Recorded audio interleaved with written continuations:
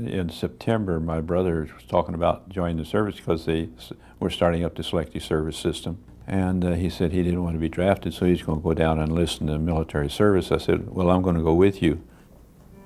We had a pact. We knew that when we were in combat, both of us had to keep on fighting regardless of what happened to one or the other.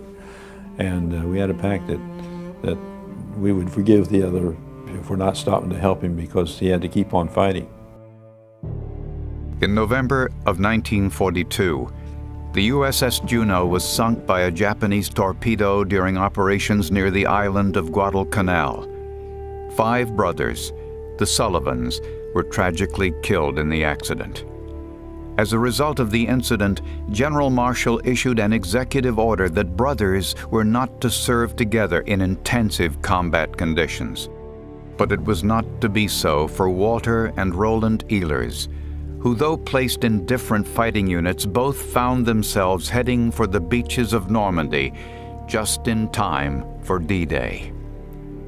Orders came back, they wanted more men on the beach immediately, so we were some excess troops on the headquarters ship, so they loaded us off of that into Higgins boats.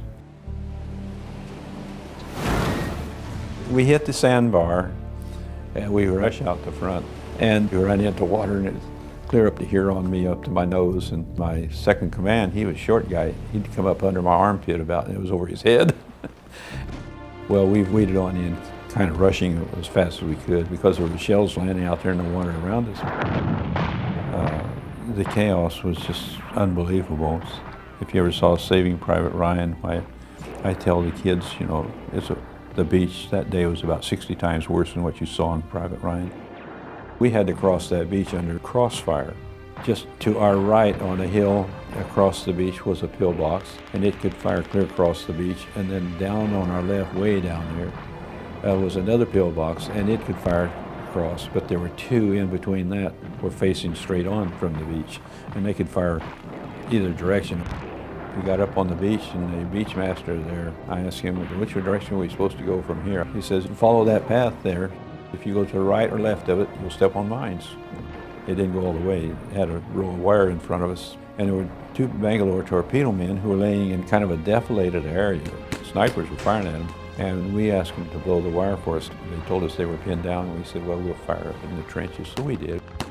One torpedo man grabbed the torpedo and blew the wire, and as soon as the wire was breached, and we rushed through, but we got up into the trenches, and we ran the Germans out of the trenches there, and they started retreating back, and the trenches, by the way, connected up to the pillboxes, and so we got behind the pillbox. We captured it from the rear.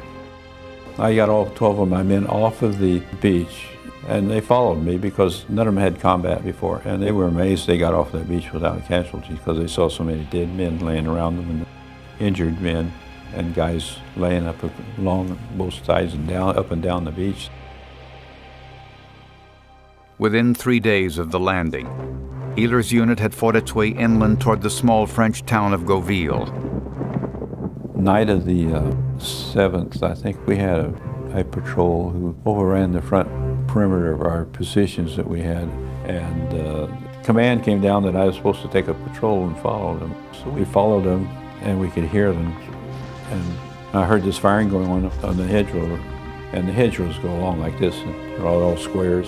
I'm leading the squad, and I take off up this hedgerow, and I come upon an enemy patrol. Well, they're about from here to the camera from me with their guns pointed at me, and I just shot them.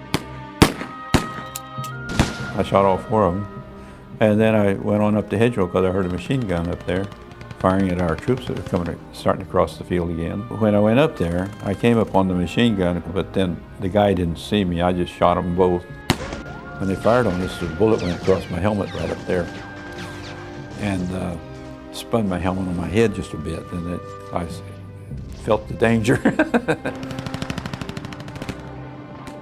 We were drawing fire from 3 sides.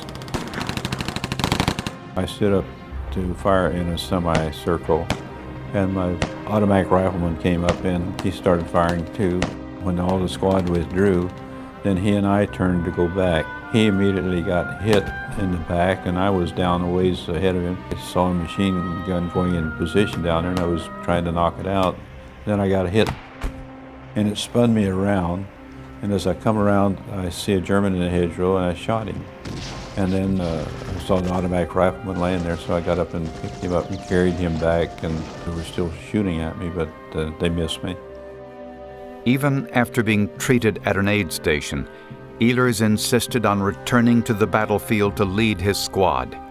But it was not until a month after the Normandy invasion that he would learn fully what had happened that day.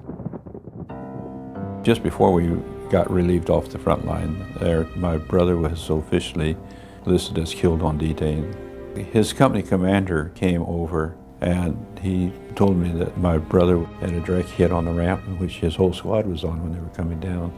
And I knew all of those men in that company, and that wrote me up then. But I just had to turn around and leave, go back to the building that we were staying in there, and laid down and cried my head out. We call ourselves recipients, and people call us winners, and you see, we're not winners because we weren't in a competition for trying to win anything. We happen to be recognized by our fellow men, and so we wear this medal to honor them and to honor the guys who really paid the supreme sacrifice, because we are here today because of them. I consider my brother a hero because he paid the supreme sacrifice. And so after it was all over, I came back to my senses, knew what I had to do, and keep on fighting.